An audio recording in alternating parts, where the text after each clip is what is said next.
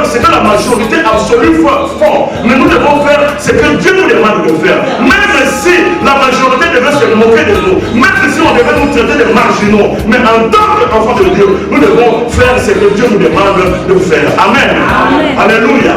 Et nous, alors, lorsqu'on est un enfant de Dieu, ou bien une église de Dieu, nous devons être à mesure d'obéir à l'ordre de l'Éternel. Amen.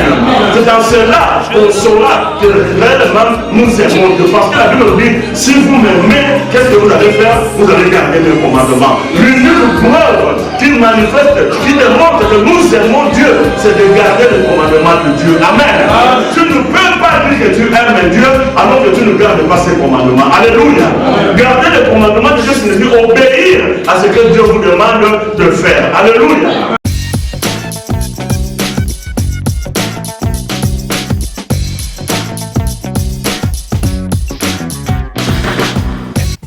Bienvenue sur notre site 1J4 Cadence Infopromo.com, votre chaîne de référence, votre chaîne qui fait la différence de l'édification pour la parole de Dieu. Si vous avez besoin de recevoir la parole de Dieu, si vous avez des questionnements, vraiment n'hésitez pas à nous contacter. Nous avons vraiment besoin de personnes qui ont la véritable parole de Dieu. Et avant tout, j'aimerais aussi remercier beaucoup de serviteurs qui me soutiennent. Je remercie avant tout le pasteur Daclo qui me soutient. Je remercie encore toutes les personnes qui font des partages. Vraiment, je vous remercie pour cela, mon Dieu. Vraiment, que ton nom soit vraiment élevé pour cela. Mais avant d'entrer dans le vif du sujet, j'aimerais passer cette page de pub.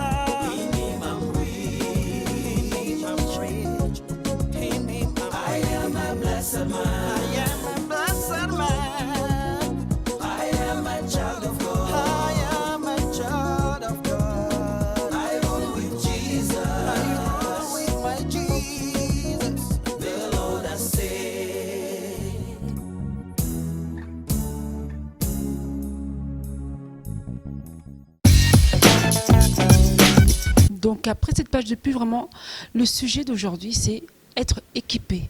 Être équipé. Quand on vient au Seigneur, est-ce qu'on doit venir avec notre propre équipement, notre propre façon de penser? La Bible dit qu'on a des équipements qui sont la ceinture, le zèle, la parole de Dieu, les chaussures, le casque du ciel, la parole. Mais quels sont tout cet équipement? Pasteur Afo, bonjour. Bonjour ma soeur. Je bénis le Seigneur pour l'opportunité qu'il m'a donnée, lui qui fait concourir toutes choses pour le bien de ceux qu'il aime. Je bénis aussi le Seigneur pour l'occasion qu'il m'a donnée aujourd'hui de parler dans cette chaîne J4 qui sert beaucoup de serviteurs de Dieu et qui donne aussi l'opportunité à beaucoup de pouvoir comprendre et connaître la parole de Dieu. Voilà, et c'est vrai, le pasteur Afo a fait un séminaire de 4 jours. Le dimanche, toute la fin du mois de février, il a fait un séminaire et dont le thème était équipé pour servir Dieu. Pasteur Daclo, à part le zèle, les chaussures du salut, tout ça, la ceinture, tout ça, est-ce qu'il y a d'autres équipements qu'un enfant de Dieu doit avoir pour vivre vraiment selon ce que Dieu veut qu'on vive? Je vous remercie, ma sœur, pour la question que vous venez de me poser. Avant de parler et d'énumérer différentes sortes d'équipements, j'aimerais d'abord, pour tous les téléspectateurs qui nous suivent, définir ce que c'est un équipement et montrer l'importance d'un équipement pour un enfant de Dieu. Un équipement, c'est toute chose qui est mise à la disposition d'une personne pour faire un travail, pour aboutir à un travail. Vous savez que dans cette vie, sur cette terre, nous avons par exemple un soldat. Un soldat aura pour équipement les armements. Nous avons par exemple un médecin. Un médecin aura aussi un équipement différent d'un soldat. Nous avons par exemple un avocat. Il aura aussi un équipement différent par rapport à un soldat. Donc l'équipement est lié au ministère ou à la fonction qu'on assume. C'est ainsi que c'est normal qu'il y ait différentes sortes d'équipements. Aujourd'hui, j'ai parlé par exemple de la parole de Dieu, j'ai parlé de la prière qui est tout à fait différente par exemple du casque du salut, parce que ce n'est pas nécessairement un équipement uniquement un équipement pour le combat, mais c'est aussi pour l'œuvre du ministère. Voilà, si je pouvais dire en quelques mots, la différenciation qu'il y a par rapport à différentes sortes d'équipements dans la vie d'un enfant de Dieu. D'accord, le pasteur Daclos vient nous dire qu'il y a l'équipement ministériel qui est la parole de Dieu et la prière. Mais il y a des personnes qui vont venir et vont dire, mais croire ne suffit-il pas de croire simplement? Est-ce qu'il faut toujours faire un service pour Dieu? On voit souvent à l'église, il y a des pasteurs, il y a des prophètes, il y a différentes personnes qui font l'accueil. Est-ce qu'il faut absolument que je fasse un service pour servir Dieu? Évidemment, il y a des enfants de Dieu qui sont dans une certaine confusion. Servir Dieu ne signifie pas nécessairement être pasteur ou apôtre. Mais une chose est vraie que l'Église est considérée à un corps. Et quand nous voyons un corps, nous voyons différents membres dans un corps. Et chaque membre aussi a une fonction. La fonction qu'assume la bouche ne sera pas la même fonction que va assumer l'oreille. La fonction qu'assume l'œil ne sera pas la même que la fonction que va assumer le bras. Mais du moins, le bras doit être en bonne santé pour assumer sa fonction.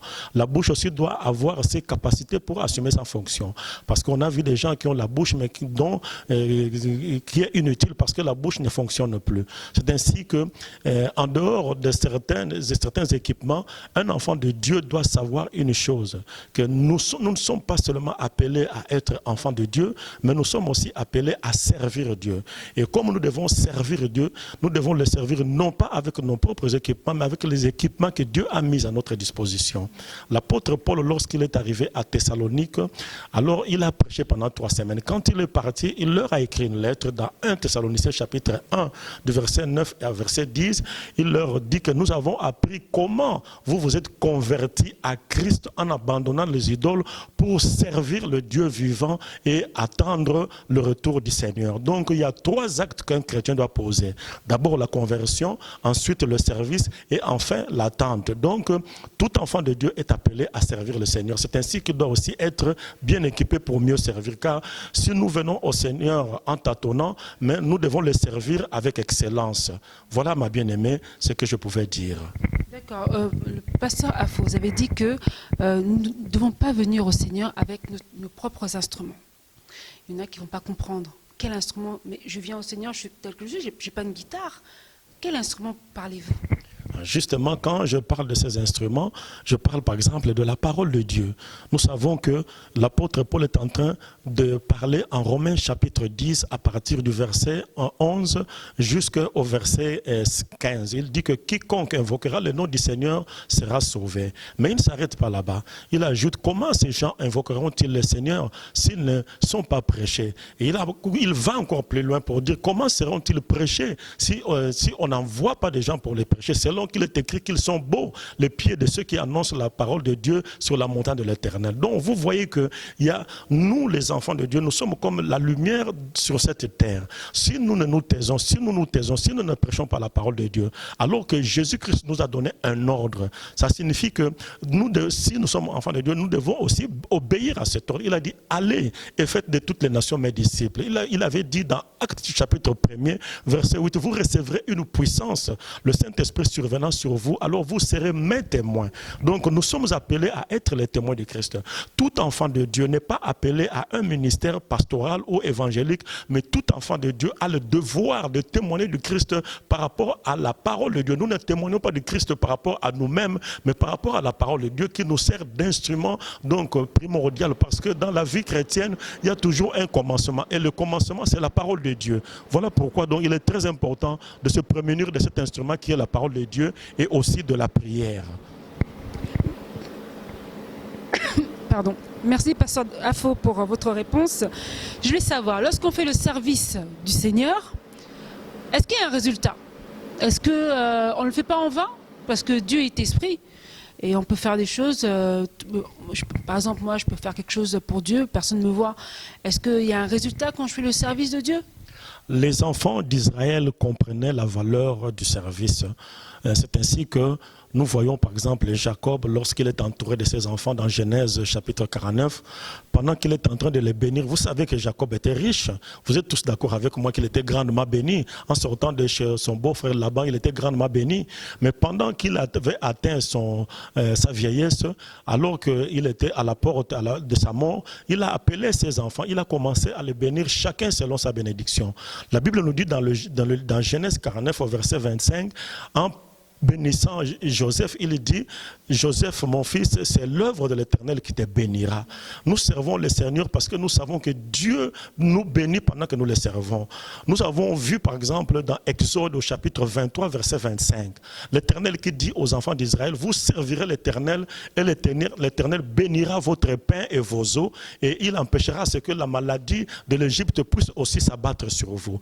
Donc servir l'Éternel nous apporte des bénédictions. La Bible nous dit par exemple dans Malachie chapitre 3 verset 18, je ferai la différence, mais le Seigneur ajoute, je ne ferai pas la différence que le Seigneur fera, ce n'est pas entre les enfants de Dieu, mais c'est d'abord et surtout entre ceux qui me servent et ceux qui ne me servent pas. Toi qui m'écoutes, tu voudrais vivre la grandeur, tu voudrais vivre la distinction, la différence, sers le Seigneur. La Bible nous dit dans Hébreux chapitre 6 verset 10 qu'il n'est pas injuste pour oublier tous les sacrifices que nous faisons.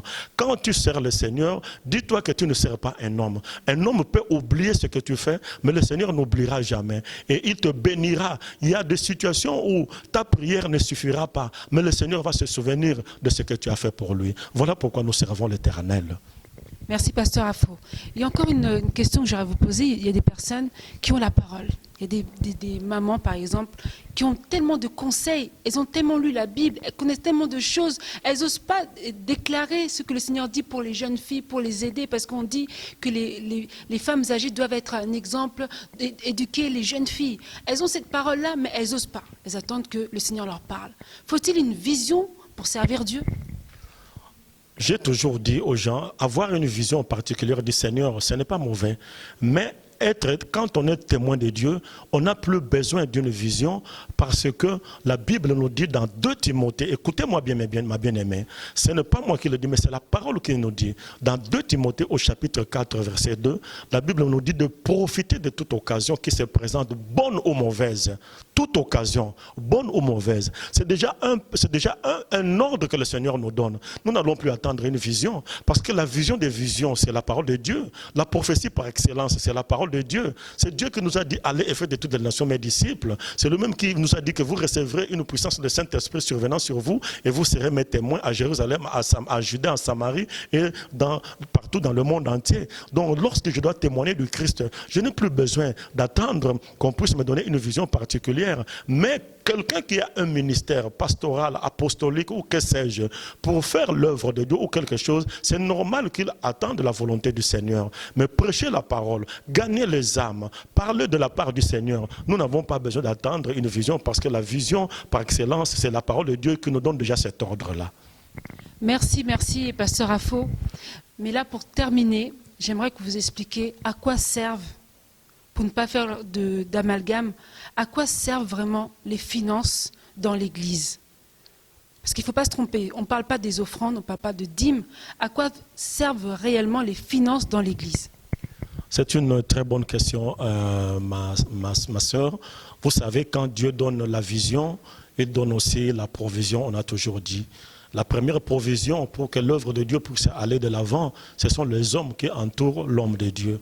Mais il y a aussi des moyens que Dieu met à la disposition de l'homme de Dieu par l'entremise de ceux qui sont les membres ou les fidèles dans l'Église. Vous savez, ma soeur, je vous donne un exemple concret. Je viens par exemple de l'Allemagne.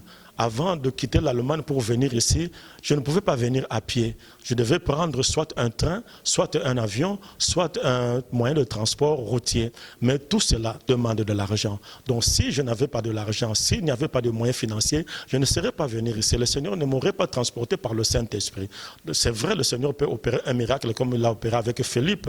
Mais vous voyez que n'eût été le moyen financier, je ne pouvais pas me déplacer pour venir. C'est ainsi que le Seigneur a institué certains moyens pour financer l'Église. Il y a par exemple la dîme. La dîme sert aussi, comment pourrais-je dire, au salaire des Lévites ou les serviteurs de Dieu, ceux qui travaillent par exemple à temps plein pour l'œuvre de l'Éternel. Et la dîme, c'est aussi nécessaire pour les gens qui le donnent. Parce que la dîme, par la dîme, le Seigneur aussi protège nos finances. Mais dans l'église, il n'y a pas que la dîme, il y a par exemple les offrandes. Les offrandes, c'est pour bâtir l'église. Et les offrandes aussi, ça aide aussi à ceux qui donnent les offrandes, parce qu'à travers les offrandes, Dieu peut intervenir dans le problème que tu as dans ta vie. Mais il y a aussi ce que nous appelons s'aimer.